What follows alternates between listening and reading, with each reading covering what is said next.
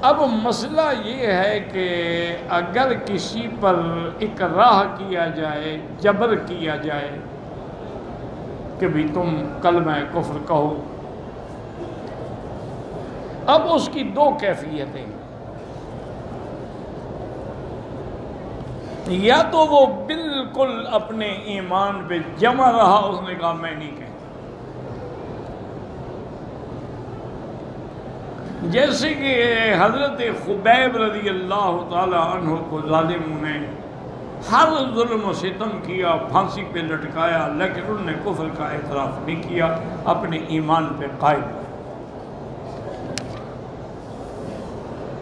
اسی طرح ایک اور شخص تھے حبیب ابن زید الانصاری، وہ مسیلمہ ابن الکذاب کے لوگوں نے اس کو قید کیا، گرفتار کیا اور مسیلمہ کے پیش کیا۔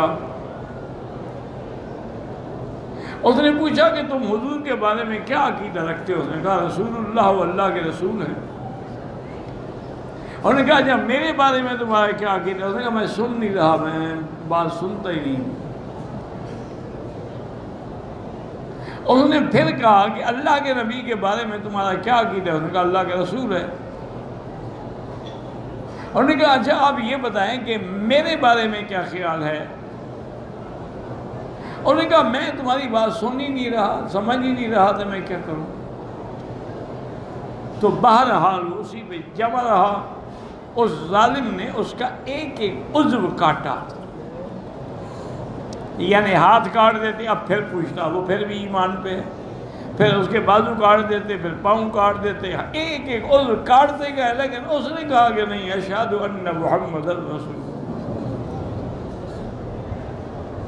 تو اس لیے یہ وہ لوگ ہیں جو صحیح معنی پہ ایمان پہ قائم رہے، اور اللہ تعالیٰ کے ہاں ان کے بہت بڑے مزار ہیں۔